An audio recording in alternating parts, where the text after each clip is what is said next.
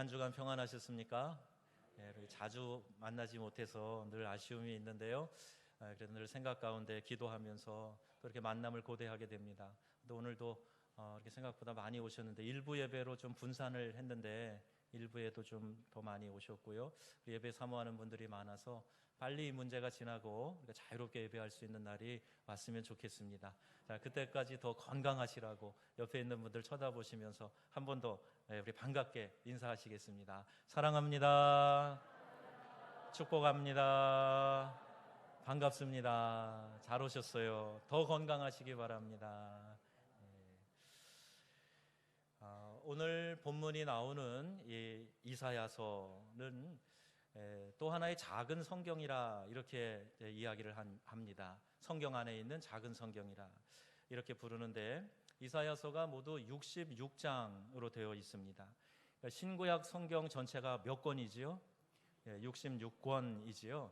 그런데 이사야서가 66장인데 재밌는 것은요, 신약 성경 27권, 구약 성경 39권 이렇게 되어 있는 것처럼 이사야서 66장 안에도 전반부 39장까지는 이 구약적인 정서, 또 구약적인 그런 내용, 이게 많이 나옵니다. 그런데 오늘 본문이 시작되는 40장부터 마지막 66장까지의 27장 안에는 신약적인 그런 내용들이 또 많이 기록되어 있다 하는 거예요. 예를 들면 이스라엘의 역사와 메시아 예언, 또 이스라엘 백성이 죄를 지어 하나님 앞에 심판을 받는 이런 내용들, 즉 구약적인 내용, 심판, 징계, 고통의 이야기가 앞부분에 많이 나오고 있어요. 그런데 40장에 들어서면서 마지막 66장까지에는 마치 구약에서 신약으로 넘어가는 것 같은 반전이 나옵니다. 메시아 출현과 회복의 약속, 또 찬란한 미래에 대한 그런 기록들이 뒷부분에 나오고 있어요. 그래서 어떤 분들은 이사야서의 저자가 2명이 있는 게 아니냐 이런 이야기도 할 정도인데 그렇지는 않습니다. 이 예언의 말씀을 오늘 우리의 현실과 삶에 적용해 본다면 죄 가운데 있는 이스라엘 백성의 모습이 지금 우리의 모습이요, 우리의 삶의 현실을 나타내주고 있는 것이다. 자, 이렇게 적용해 볼 수가 있습니다. 하지만 그런 우리를 안타깝게 보시고 가까이 다가와서 구원의 은혜를 베풀어 주시는 분이 바로 하나님이십니다. 그래서 이 하나님께서 우리의 죄를 사하기 위해 예수 그리스도를 우리에게 보내주셨다 하는 것이 복음 중에 복음인 것이지요. 그러므로 우리는 더 이상 낙심하거나 방황하지 말아야 됩니다. 하나님을, 또 예수님을, 십자가를 붙들고 살아가야 할 줄로 믿습니다. 우리를 향해 구원의 손길을 뻗치고 계시는 그 주님의 손을 우리가 붙잡아야 돼요. 언제든지 어려운 상황에서 우리에게 말씀하시고 우리를 구원하시겠다고 약속하시고 구원의 손길을 내밀어 주시는 주님이 계시다는 거예요. 이사야 후반부의 첫 시작인 이 40장에 보면요, 4가지의 메시지가 담겨져 있습니다. 그 첫 번째가 내 백성을 위로하라 하는 것이고, 두 번째가 메시아가 오실 것이다 하는 말씀이고, 세 번째는 인간이 얼마나 한계가 있는 존재이고 하나님의 영광은 어떤 것인가 하는 것을 기록하고 있고, 네 번째가 이 복음의 아름다운 소식을 전하라 하는 이 메시지인 것입니다. 오늘 말씀을 통해서 환난 중에 있는 우리를 위로하시는 그 하나님을 만나는 저와 여러분이 다 되시기를 주님의 이름으로 축복합니다. 첫 번째 메시지인 내 백성을 위로하라 하는 이 말씀 우리가 좀 생각해 보려고 해요. 개인적인 관계를 설명할 때에는 아버지 하나님과 자녀로 이렇게 성경에 많이 묘사되어져 있습니다. 또 공동체를 다스리는 왕으로 하나님을 묘사할 때는 그분의 다스림을 받는 백성으로 성경은 이렇게 묘사하고 있어요. 하나님께서는 죄 가운데 있는 우리를 건지시고 하나님의 백성으로 삼아 주셨습니다.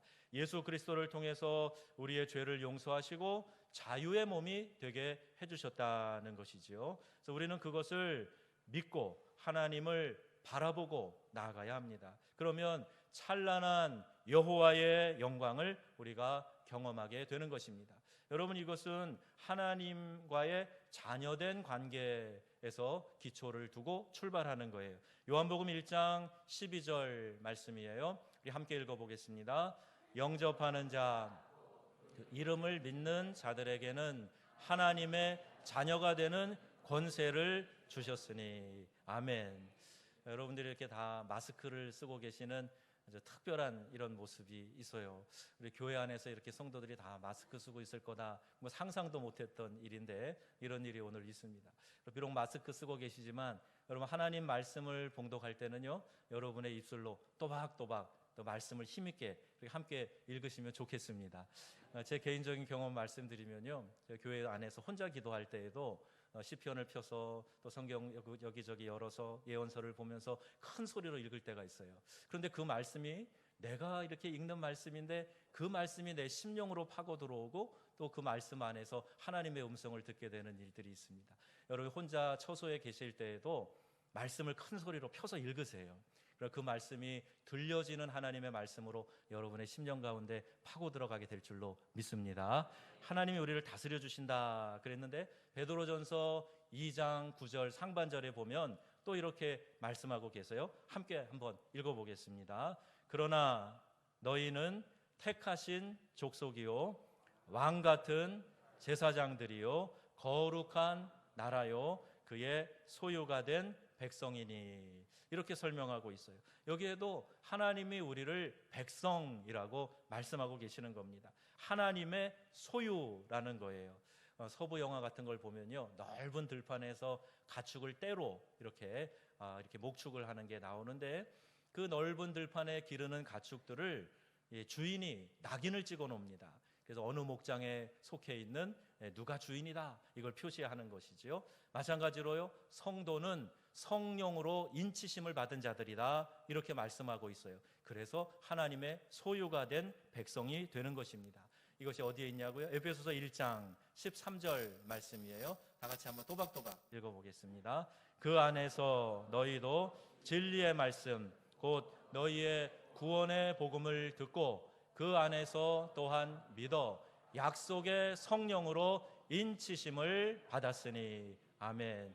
여러분 모두가 다 성령의 인치심을 받은 하나님의 자녀 되시기를 주의 이름으로 축원합니다. 그러면 우리가 하나님의 소유가 된다는 거예요. 내가 내 인생의 주인이 아니고, 당연히 내 영혼의 주인이 아니고 하나님이 나의 주인이시고 나를 소유하셨다. 그러니 하나님이 보장하시고 하나님이 책임져 주신다, 이 말씀인 것이지요. 예수를 구주로 믿는 성도는 하나님의 소유된 자녀임을 여러분 믿으시기를 바랍니다. 그분의 백성이란 말씀이에요. 하나님이 나와 상관이 없으시고 야단치시고 화내시고 심판하시는 그런 분이 아니시고 싸매시고 어루만져 주시는 분이시라, 이 말씀입니다. 무서운 하나님이 아니라 나와 관계가 있는 분이시고 나를 사랑하시고 내 편이 되어 주신다, 이 말씀이에요. 이것이 내 백성이라는 이 단어 안에 담겨져 있는 의미입니다. 물론 공의의 하나님이시니까 죄를 간과하실 수는 없어요. 심판의 하나님도 되십니다. 그래서 이스라엘 백성이 우상 숭배하고 음란하고 죄에서 돌이키지 않고 하나님을 떠났기에 당연히 심판을 받았던 것이에요. 그러나 이 심판이 너무 고통스럽고 견디기 힘든 것이지요. 그래 하나님께서 이 40장에 들어서면서 이 공의의 하나님께서 죄에서 돌이킨 백성을 다시 안아주시고 회복시켜 주시겠다, 이렇게 약속의 말씀을 주고 계시는 겁니다. 시편 100편에도 시편 기자가 이렇게 고백하네요. 우리 함께 읽어보겠습니다. 여호와가 우리 하나님이신 줄 너희는 알지어다. 그는 우리를 지으시니요 우리는 그의 것이니 그의 백성이요 그의 기르시는 양이로다. 아멘. 포로 생활에 지치고 경제적으로, 정치적으로, 사회적으로 희망이 없는 백성들에게 찾아가서 하나님은 너희의 하나님이시고 이스라엘은 나의 백성이다, 이 사실을 전하라고, 그리고 그 백성을 위로하라고 하나님께서 친히 말씀해 주시는 겁니다. 여러분, 이것이 오늘 우리가 들어야 될 메시지입니다. 왜 이런 어려움이 내 삶에, 이 민족 위에 닥쳤을까? 곤고한 날에 우리가 생각하며 돌이킬 때 하나님의 위로와 회복이 나타나게 될 줄로 믿습니다. 그래서 이 위로의 메시지를 전하는 메신저의 삶을 우리가 살아가야 됩니다. 모두 힘들고 불안하고 미래에 대한 염려로 가득한 이때에 우리가 여호와께로 돌아가자. 오라, 우리가 여호와께로 돌아가자. 여호와께서 우리를 찢으셨으나 도로 낫게 하실 것이요 우리를 치셨으나 싸매어 주실 것임이라. 이렇게 외치는 성도들이 있어야 합니다. 여러분, 이 메시지를 하나님의 백성들이 급히 마음을 다해서 큰 소리로 외치라는 거예요. 성도들이 그런데 더 불안해하고 성도들이 더 염려하고 서로가 더 책임 추궁하고 비난해서는 안 됩니다. 너희는 내 백성을 위로하라 하는 이 하나님의 말씀을 우리 주변에 여러분은 담대한 마음으로 전하시는 우리 믿음의 성도님들이 다 되시기를 주의 이름으로 축원합니다. 1절에 위로하라 하는 이 내용은요, 그냥 모든 일이 다 잘 될 거야, 어려움 금방 지나갈 거야, 자, 이렇게 긍정적인 덕담이나 나누라 이런 표현이 아닙니다. 여기 분명한 메시지를 담고 있어요. 그 첫째는 노역의 때가 끝났다 하는 거고요, 둘째는 죄악에서 용서함을 받았다, 이 말씀이 그 의미에 담겨 있습니다. 노역의 때가 끝났다 하는 것은 이제 하나님의 심판의 때가 끝났다는 말씀인 것이지요. 이 땅에서 고달프고 힘들고 어려운 이 포로 생활이 끝났다 하는 그 이야기입니다. 형량을 마치고 교도소에서 나가는 것처럼 하나님의 심판이 끝났고 더 이상 하나님의 진노와 그 심판 아래 있지 않고 자유의 몸이 되었다 하는 것을 선언하고 있는 거예요. 또 이렇게 함으로 말미암아 너의 모든 고통과 어려운 문제들이 이제 지나갔고 하나님의 신원의 날, 회복의 날이 이르렀다. 이것을 소망을 선포하고 있는 겁니다. 괌에 가면요, 일본 사람의 이름이 붙여져 있는 한 동굴이 있답니다. 2차 세계대전이 끝났다는 소식을 듣지 못해서 무려 28년 동안이나 그 동굴 안에 숨어 살았던 일본 군인 요코이라는 사람의 이름이 그 동굴에 붙여져 있어요. 그는 지역 주민들에 의해서 1972년 발견될 때까지 전쟁이 끝났다는 소식을 듣지 못하고 불안과 공포 그리고 도피의 생활을 계속 해왔던 것입니다. 여러분, 예수 그리스도를 통해서 우리는 마귀와 죄와 이 세상의 저주와 억압의 굴레에서 해방된 인생이 된 줄로 믿습니다. 이게 예수의 복음이에요. 우리를 자유케 하시는 복음입니다. 그 복음을 받아들여서 우리가 믿는 성도가 된 거예요. 그런데 여전히 그걸 알기는 아는데 내 삶은, 내 의식은, 내 생각은, 내 생활은 여전히 무엇인가에 붙잡혀서 자유를 누리지 못하는 그런 안타까운 일들이 많이 있다는 겁니다. 오늘 본문은 이 사실을 알려주라는 거예요. 이 메시지를 전하라는 거예요. 이제 너희가 이 포로의 생활이 끝났고 이 신원의 날, 여호와의 날에 다시 너희를 자유케 하시는 하나님의 소망이 있다 하는 것을 전하라고 말씀하는 거예요. 자유의 몸이 되었다고 복음을 선포하고 있지만 여전히 과거의 상처와 죄의 습관에 매여서 이것을 잘 믿지 않으려고 하는 거예요. 나는 어쩔 수 없어. 나는 원래 성격이 이래. 나는 이렇게 살아왔어. 이게 내 천성이야. 그러면서 벗어나지 않으려고 하는 그런 우리의 옛 자아, 우리의 옛 구습이 여전히 우리를 고통스럽게 한다는 겁니다. 그래서 여러분, 예수님께서 내 대신 십자가에서 우리의 죄를 대신해서 죽어주셨다. 그래서 나를 더 이상 정죄하지 않으시고 나는 정죄함 받지 않고 예수의 보혈 공로 의지해서 이 원죄의 고통에서 용서함 받고 해방되었고 자유케 되었다 하는 이 사실을 여러분도 믿으시고 이것을 선포하는 삶을 살아가시기를 바랍니다. 더 이상 여러분 스스로 감옥을 만들어서 그 안에 들어가 살지 마세요. 밖으로 나오세요. 여러분, 자유를 선포하시기를 바랍니다. 우리는 다시는 이 마귀의 종 노릇해서는 안 됩니다. 이미 악한 권세로부터 자유함을 얻은 성도들이에요. 이것을 인정하고 여러분 믿음으로 받아들이시기를 바랍니다. 여전히 부족함이 있지만, 여전히 내 자아가 이 속에서 꿈틀거리지만, 그러나 성령님 나를 다스려 주시고 내 안에 성령으로 충만케 하셔서 이 옛 자아를 두르고 이 모든 본성에서 벗어나서 나를 해방시켜 주신 그 주님의 은혜 안에 살게 하여 주시옵소서. 그래서 우리가 예배하고 주님께 나아가는 겁니다. 간절히 기도하면서 주님 앞에 몸부림치며 부르짖는 거예요. 그래, 하나님 안에서 이 육체의 곤고함을 벗어나고 나를 자유케 하시는 그 복음 안에서 기뻐하며 살게 하여 주시옵소서. 이것이 우리가 신앙생활하는데 너무너무 중요한 원리가 됩니다. 그런데 여전히 과거의 쓴뿌리와 상처가 우리의 옛날 성품과 습관이 우리를 얽매도록 내버려 두어서는 안 됩니다. 여러분, 선포하세요. 이렇게 선포하시면 좋겠어요. 나는 죄사함 받았다. 나는 구원받았다. 나는 하나님의 소유다. 그럼 이렇게 선포하시기를 바랍니다. 지금 한번 해보세요. 여러분, 큰 소리로 한번 선포하세요. 나는 죄사함 받았다. 나는 구원받았다. 나는 하나님의 소유이다. 아멘. 할렐루야. 하나님이 우리를 구원하셔서 당신의 소유 삼아 주셨고 자녀 삼아 주신 거예요. 그래서 이 은혜를 우리가 누리며 살아가는 것입니다. 여러분, 자유케 하는 이 복음이 여러분 안에 기쁨으로 은혜로 충만하게 역사하시기를 주의 이름으로 축원합니다. 오늘 본문 3절에 보세요.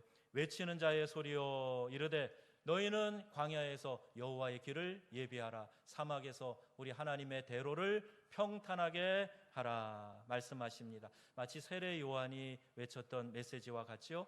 요한이 이 이사야의 메시지를 전한 것입니다. 우리 몇 가지 질문을 하면서 여러분 한번 같이 생각해 보시면 좋겠어요. 왜 길을 예비하라고 하셨을까요? 그 이유는요, 주님이 다시 오시기 때문이에요. 처음 오실 예수님을 이 선지자들이 기다렸어요. 메시아 오실 것을 대망하면서 기다렸어요. 이제 주님께서 복음을 전하시고 구원의 길을 열어놓으시고 부활 승천하셔서 다시 오시겠다고 말씀하셨어요. 이 땅의 교회들은 신부가 되어서 신랑 되어 다시 오실 예수님을 맞이하기 위해 정결한 신부로 주님 오실 길을 준비하며 살아가고 있는 겁니다. 여러분, 주님의 길을 예비하면서 살아가는 성도님들이 다 되셔야 됩니다. 어디서 준비하라 그랬습니까? 그곳은 광야예요. 이 예루살렘 동남쪽 유대 광야인데요, 우리 성지순례 가신 분들은 보고 오셨지만 참 건조하고 황폐한 땅입니다. 그런데 그곳에서 주님 오실 길을 예비하라 말씀하고 계세요.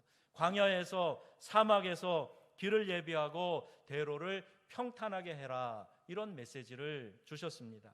이것이 바로 이 땅을 살아가는 성도들의 사명인 것입니다. 광야 같은 인생길에 주님이 오실 길을 예비하는 삶이 되게 하여 주옵소서. 이렇게 기도하면서 여러분 각자에게 주어진 사명 잘 감당하는 성도님들이 다 되시기를 바랍니다. 어떻게 주의 길을 예비할까요? 4절 말씀이에요. 함께 읽어보겠습니다.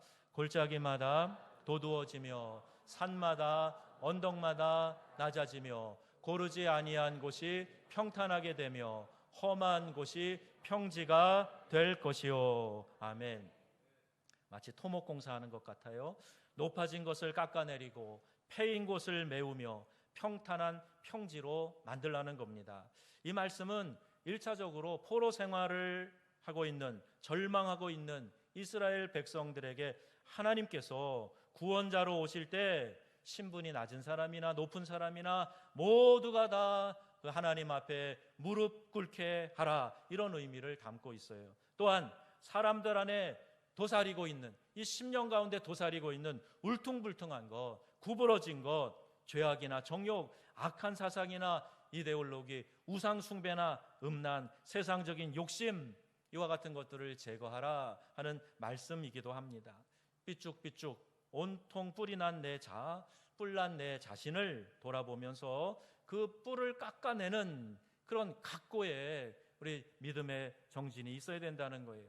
이 사회에 푹 패인 곳에 가서 사랑과 헌신으로 그 푹 패인 곳을 메우고 고르지 못한 곳을 평평하게 만드는 일을 하며 하나님 나라를 아름답게 건설해 가라, 이 말씀입니다. 여러분, 이 말씀에 순종하여 우리 모두가 다 이와 같은 일에 동원되고 함께 노력하는 우리 명성의 가족들이 다 되시기를 주의 이름으로 축복합니다. 교회에서 우리 식사 안 하는 거 절약해서, 또 우리 개인적으로 한 끼 금식하고 그렇게 절약해서, 또 다른 소비들을 할 것, 요새 같은 경기에 소비하기도 어렵고 그것 더 절약해서 대구 경북 지역에 마스크 한 장 보내는 일 하는 거 의미 있는 일이에요. 그곳에서 고통받고 있는 우리의 형제들을 돕는 마음으로, 또 그곳에 있는 어려운 교회들을 돕는 마음으로 함께하는 거죠. 사회의 패인 곳을 메우는 일, 또 내 교만을 깎아내리고 평지를 만드는 일, 이와 같은 일을 통해서 우리가 하나님 나라를 건설해 간다, 이렇게 말씀하는 거지요. 자, 왜 주의 길을 평탄하게 하라고 말씀하셨을까요? 여호와의 길을 만드는 목적은 하나님께 영광을 돌리기 위함입니다. 높아진 교만과 이기심을 깎아버리고 푹 파여서 헤어나오지 못하는 빈곤의 골짜기, 절망의 골짜기, 상처가 된 골짜기를 메우는 것이 하나님이 기뻐하시는 뜻이기 때문입니다. 여러분, 이렇게 말씀을 실천하며 살아갈 때 하나님의 나라가 이 땅에 이루어지는 줄 믿으시기를 바랍니다.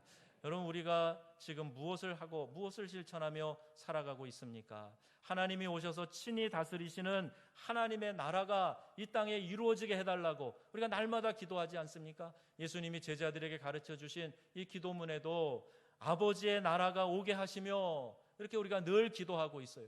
그래서 여러분, 하나님의 나라가 이 땅에 이루어지기 위해서 여러분은 지금 어떤 노력을 하고 계십니까? 어떤 일에 여러분이 지금 몸을, 또 여러분 마음을, 손과 발을 움직여서 하나님 나라가 이 땅에 이루어지는데, 이 나라가 전파되는데 여러분 어떤 일을 하고 계십니까? 어떤 실천을 하고 있습니까? 우리가 하나님의 말씀을 받았으면 우리의 삶의 현장에 가서 높아진 것을 깎아내리고 푹 패인 곳에 가서 그곳을 메꾸고 평지를 만들고, 그래서 이 땅이 하나님의 사랑을 느낄 수 있도록, 하나님의 은혜를 느낄 수 있도록 우리가 실천해야 되지 않겠습니까? 이사야의 중심 사상은 메시아의 출현이에요. 그가 오시면 모든 질곡과 고통과 죽음과 심판에서 우리를 자유케 하신다, 이렇게 말씀하고 있어요. 그래서 주님이 오실 길을 예비하라, 우리에게 말씀하시는 거예요. 예수 그리스도가 우리 안으로 들어오실 수 있도록 이 심령으로 예수님이 들어와서 좌정하시고 우리를 전적으로 다스리실 수 있도록 대로를 만들라는 거예요. 주님이 우리의 심령 안에서 우리를 전적으로 다스리도록 그 길을 예비하라는 겁니다. 모든 사상을 부수고 모든 습관을 버리고 메시아 예수 그리스도가 들어오실 수 있도록 길을 만들라는 거예요. 내가 예수님을 구주로 영접해서 성령이 내 안에 내주하심에도 불구하고 그분이 나를 전적으로 다스리지 못하도록 내 높아진 사상이, 나의 자아와 교만이 잔뜩 들어서서 그것으로 움직이고 있다면 우리는 주님의 대로를 만들지 못하고 있는 겁니다. 주님이 우리 안에 들어오셔서 우리를 다스리게 될 때, 그때 모든 육체가 하나님의 영광을 보게 될 것이다, 이렇게 말씀하고 계세요. 본문 5절 말씀입니다. 여호와의 영광이 나타나고 모든 육체가 그것을 함께 보리라. 이는 여호와의 입이 말씀하셨느니라. 아멘. 하나님의 입이 친히 우리에게 하신 말씀이 우리 모든 육체가 여호와의 영광을 보게 될 것이다 그랬는데, 우리가 주님의 대로를 준비할 때, 내 심령에 또 이 우리 사회에 주님이 임하실 대로를 준비할 때 하나님의 영광이 임하게 될 것이다, 이렇게 말씀하고 계세요. 이 얼마나 흥분되고 놀라운 감동의 말씀입니까? 사랑하는 성도 여러분, 우리 어려운 시간을 지금 함께 보내고 있습니다. 이 세상 속에서 폭풍이 치고 눈보라가 일어도, 전쟁이 일어나고 지진과 기근이 일어나도, 코로나 바이러스로 인해서 온 나라에 어려움이 닥치고, 또 이렇게 세상이 이 일로 인하여서 패닉 상태에 빠질 만큼 두려움에 휩싸여 있다고 할지라도, 여러분은 믿는 하나님의 자녀로서 하나님의 소유된 백성으로 두려워하거나 흔들리지 마시기를 바랍니다. 주님이 오셔서 다스려 주시기를 간절히 기도하는 거예요. 어떤 면에서는 참 좋은 기회를 마련했어요. 우리 교회들이 이렇게 속수무책으로 당하고 이 땅의 지도자들이 대책 없이 한 방향으로 치우쳐가고, 이러한 상황에서 민족의 큰 어려움을 당하면서 다시 한번 우리가 돌아보게 되지 않습니까? 교회는 뭘 했던 것인가? 이단에 대처하는 교회들은 왜 이렇게 미온적이었는가? 우리가 이때 이렇게 나태하게 있어서는 안 되겠구나, 회개하고 깨어 경성해야 되겠구나, 더 근본으로 돌아가서 우리의 십자가 복음의 그 순수함을 회복해야 되겠구나, 이런 도전이 되어지지 않습니까? 요새 기도하면서 많은 눈물 하나님이 주세요. 하나님 앞에 내가 먼저 자복하고 회개할 일들이 얼마나 많은지 하나님 앞에 무릎 꿇지 않을 수가 없어요. 이 시대의 어려운 문제가 오늘 하나님이 우리에게 주시는 음성으로 들려줘서 저와 여러분의 삶 가운데 또 우리 교회 위에 이 지역과 민족 위에 하나님의 새롭게 하시는 역사가 나타나게 될 줄로 믿습니다. 여러분, 이것은 기회예요. 우리가 하나님 앞에 불평하고 원망하고 손을 늘어뜨리고 주저앉아 있을 때가 아닙니다. 주님 감사합니다. 이 기회를 통해서 우리가 새롭게 되도록 인도하여 주시옵소서. 더욱 주님을 깊이 만나는 거예요. 다른 일로 분주하게 돌아다니고 여기저기 모임에 참석하고 여기저기 다니면서 쇼핑하고 무엇을 먹을까 무엇을 입을까 염려하고 살았던 저희들의 삶을 중지시켜 주시고 어려움 두려움 우리에게 엄습해도 그것에 우리가 좌초되는 것이 아니라 다시 한번 하나님의 은혜를 새롭게 하고 주님 내민 손을 다시 한번 붙들고 하나님 회개합니다. 돌이킵니다. 우리를 새롭게 해주시고 다시 우리를 사용하여 주시옵소서. 이 기도로 나아가야 할 줄로 믿습니다. 여러분, 주님이 우리의 심령에 오시고 또 이 땅에 주님의 사랑과 능력이 나타나는 이 대로를 준비하여서 승리하는 우리 저와 여러분, 우리 명성의 귀한 성도님들 다 되시기를 우리 주 예수님의 이름으로 축원합니다. 축원합니다. 아멘. 기도하십시다.